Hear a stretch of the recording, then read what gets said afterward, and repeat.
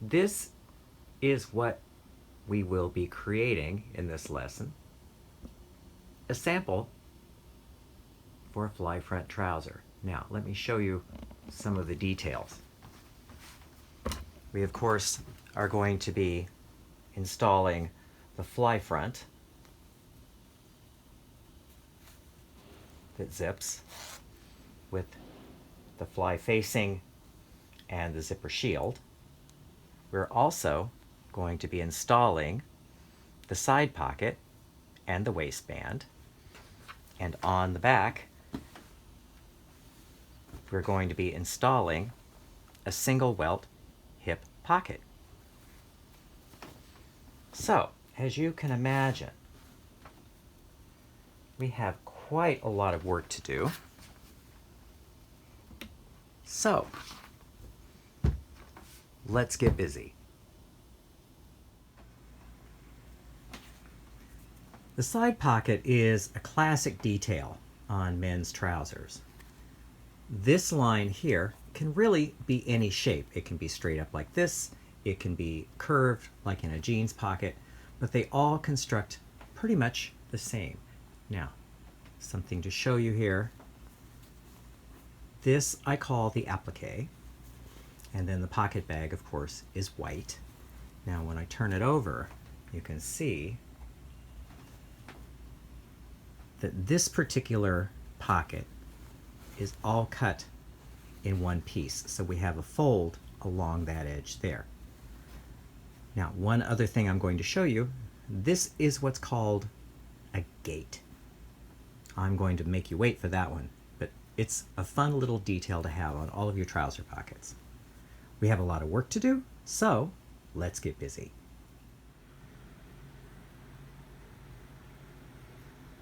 The pieces for the pocket. Down here we have the pocket bag. Sometimes this is cut in two pieces. In this particular instance, it's all cut as one. And then directly above it is what I call the applique. This is cut out of the fashion fabric. It will set onto the pocket bag before we put the pocket bag into the trouser. And then of course here we have the trouser. So these are the pieces we're going to be working with. So let's get busy. I've worked ahead to stay the pocket edge. We're going to be cutting a strip of fusible lengthwise grain running parallel to the cut edge. As you can see, I have pinked this edge here. This is about 1 inch wide for a 5/8 inch seam. So as you can see, I'm stopping it just a little bit below the notch. So this has prepared the body to accept the pocket. So now let's start constructing the pocket. So here is the pocket bag and the applique. The applique is going to sit right about there. And what this does is it just finishes the fabric so you don't have to use the face fabric on the pocket. Way too much thickness. The object here is we need to sew this to the pocket bag. So I will go to the pressing table, turn this over 1/4 inch, and I will bring it back here so we can pin the two together. So here, as you can see, I have pressed back the fabric by 1/4 inch, and I will line these cut edges up.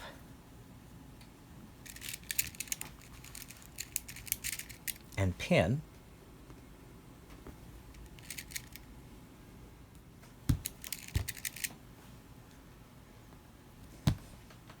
So there we are. This is all pinned.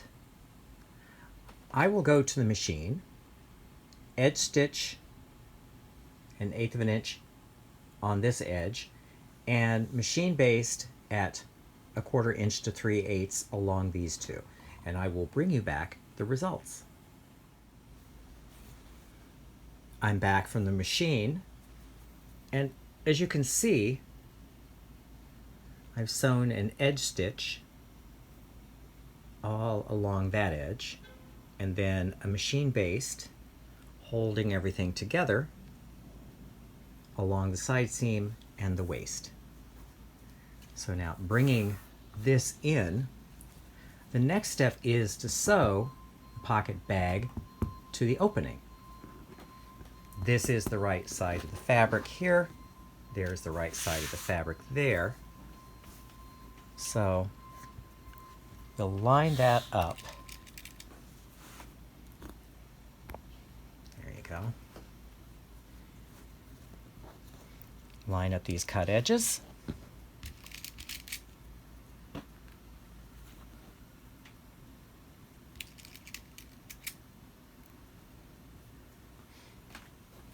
And there is our clip. So we're going to stop our stitching right at that clip.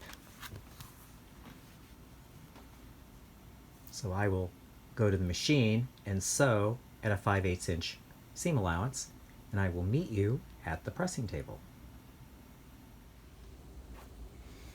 I'm back from the sewing machine. So my first step, pull in a little bit here, is I like to make a clip right to the end of that stitching, right there. And from here,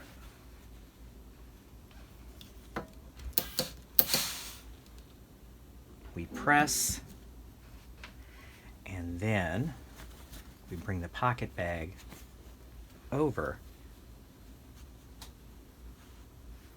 and press all of the seam allowances towards the pocket bag.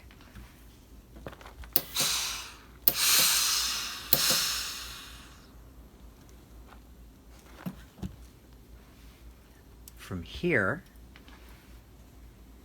we then fold everything into position. And see, this is where you're glad that you clipped right there. And when you press, you want to favor it just a teeny bit, as you can see, about 1/8 of an inch.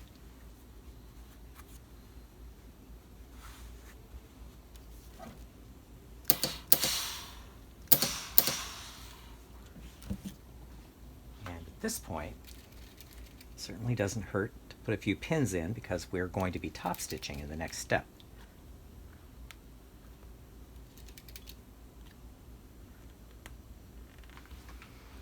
So I will meet you at the sewing machine. So now we top stitch, but I like to start the top stitching right at that corner.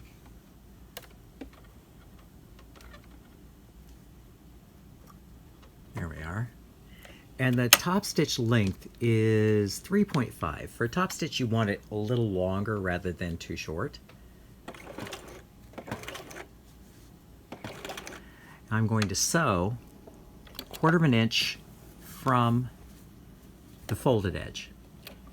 So having the top stitching come out and up just gives it a better finish, in my opinion.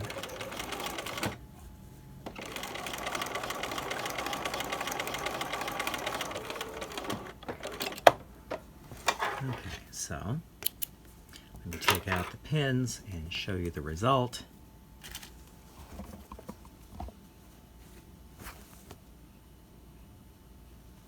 There you go.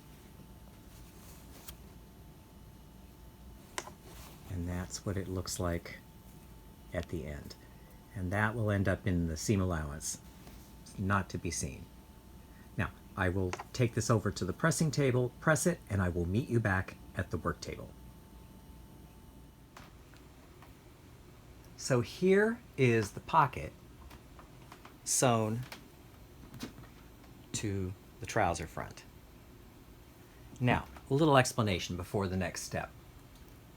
In the final garment, in the final result, that is going to be the pocket. So we want to finish this seam here. So really, and I do this all the time. I will put it like this to try to figure out, because I get dyslexic, we're going to finish with the French seam. So the final row of stitching, the pocket will be like this.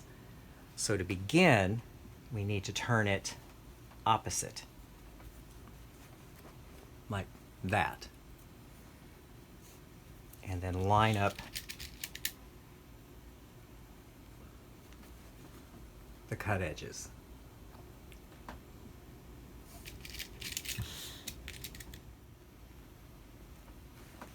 So there we are.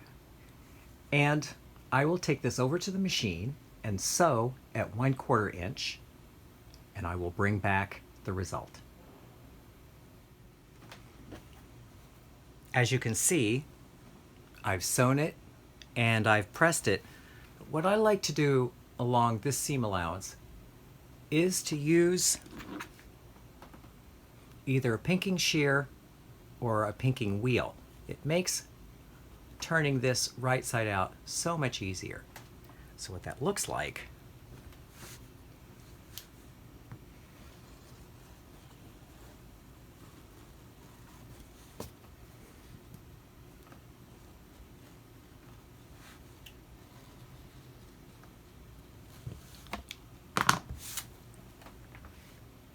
is this. I will meet you over at the pressing table.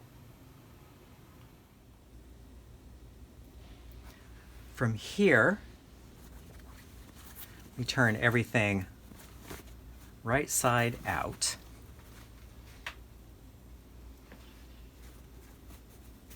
You can run your finger along this seam, but as you can see, having that pinked edge is going to make that turn so much more evenly. And use your point turner if you need to get this corner sharp enough. And simple press.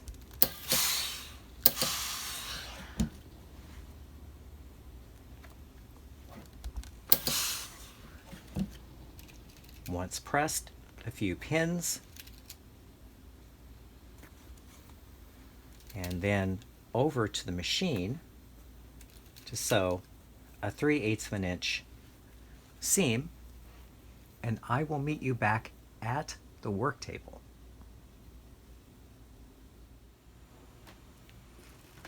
Now I've sewn and I've pressed. Now we just want to line up everything. Line up the top edges of the pocket.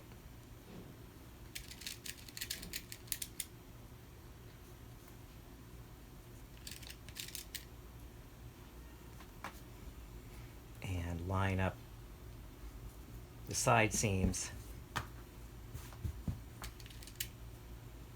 like so. Now, one little test, one thing you want to look at. Sometimes your fabric wants to shift a little bit, which this seems to want to do. And so, if you need to, you can cheat that down so that everything else lays flat. That's entirely kosher. So I'm going to just pin that there. And then flip it over. Yes, much better. Then, I'll just change these pins around here.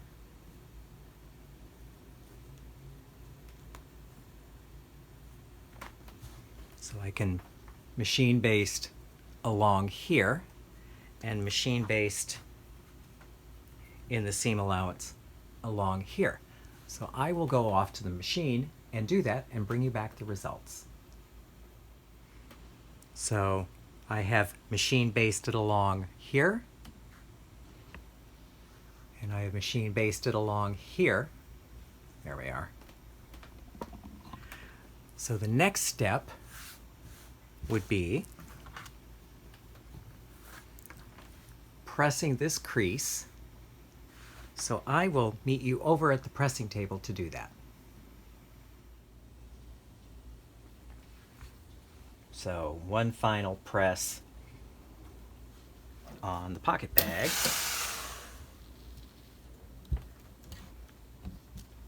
And to the sewing machine for one more little detail. So it is starting to look like a pocket. But one little bit of explanation before I show you this last little refinement. A pocket that has a severe angle like this is attractive, but it does have a tendency to, if you're sitting in a car or on a sofa, to have your sofa change fall out right here. So this next little trick is something I learned from David Coffin from Threads magazine. And what you're going to do is, now that you have your pocket installed, before you sew it to the back, you're going to come in here. Now I have drawn the red line. This is right at the end where we put our snip, and you're going to sew just through the two pocket bag pieces. You don't want to sew through anything else. A line of stitching and back tack here. Now, what's going to happen is that when you sit down, this is called a gate. So your change is going to hit there, and the gate keeps your change kind of down in here instead of going out and falling out into the sofa cushion. So what that looks like is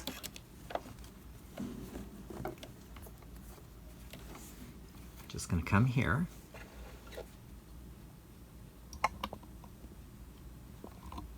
angle that down, there we are, okay, and just put your needle in there. So you're going to sew through all the layers except the top layer.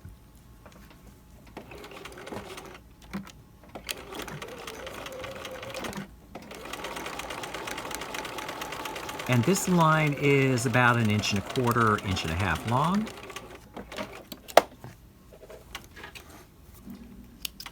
So when I trim it, and let me just bring this over here so you can really see. See, it will not impede your hand going into the pocket. There we go.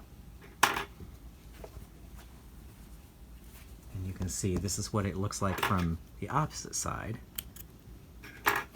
So your hand will be able to get into the pocket, and that's what it looks like here. So your hand can get into the pocket, but happily your change can't get out unless you take it out. Now, let's go back to the work table and look at what we've just accomplished. So here we have both of the trouser pockets. The next stop is installing the fly front zipper.